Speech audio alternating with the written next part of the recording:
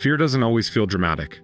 Sometimes it looks like hesitation, delaying a decision, avoiding a conversation, saying, maybe later, to something you already know matters.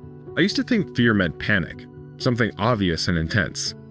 But most of the fear that shapes our lives is subtle. It shows up in small withdrawals, small silences, moments where you feel yourself pulling back, even though part of you knows you should step forward. Over time, I realized something important. Fear grows when it is treated like a signal to retreat. It shrinks when it is treated like information. Stoic philosophy never promised a life without fear. It offered something more realistic, a way to remain steady while fear is present. There are a few principles that make that possible. Principle 1, name what you're actually afraid of. Fear often feels overwhelming because it stays vague. I feel nervous. I don't know why I'm hesitating. Something just doesn't feel right. But when you slow down and name the real concern, rejection, embarrassment, uncertainty, loss of control, fear becomes clearer, and clarity reduces its size. Most fear survives by staying undefined. Principle 2, separate the event from the imagination. The Stoics often reminded themselves that suffering is multiplied by the stories we add to events. A difficult conversation becomes, they'll never respect me again. A mistake becomes, this will ruin everything. An uncertain outcome becomes, what if everything goes wrong? The event itself is usually smaller than the mental chain reaction that follows it. Returning attention to what is actually happening, instead of what might happen, is one of the fastest ways to steady the mind. Principle 3, act in small movements instead of waiting for confidence. Many people delay action until they feel fearless. But fear rarely disappears before movement begins. Confidence tends to follow action, not the other way around. Small steps, one message sent, one decision made, one conversation started, quietly retrain the nervous system to see that forward motion is survivable. Stoicism is not about dramatic courage.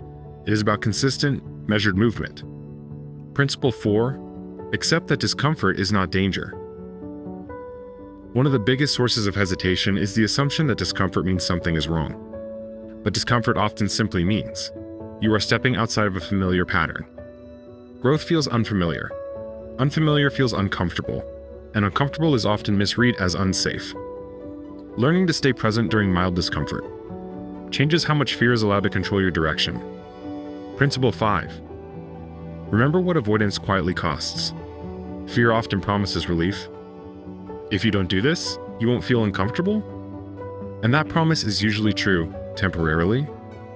But avoidance has a quiet cost, missed opportunities, unspoken truths, decisions delayed long enough that they make themselves.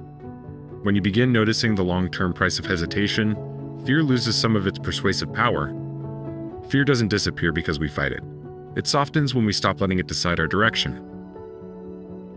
Stoicism teaches steadiness, not fearlessness. The goal is not to feel brave every moment. The goal is to remain guided by values, even when nervousness is present. Most people wait for fear to lead before they move. But the people who quietly grow stronger are the ones who move while it's still there. The next time hesitation appears, take one small action before overthinking has time to grow, and notice how quickly fear begins to shrink. If this reflection spoke to something you've been navigating, subscribe for more Stoic reflections on emotional steadiness, clarity under pressure, and quiet inner strength, and share in the comments. What situation recently asked you to move forward even while feeling uncertain?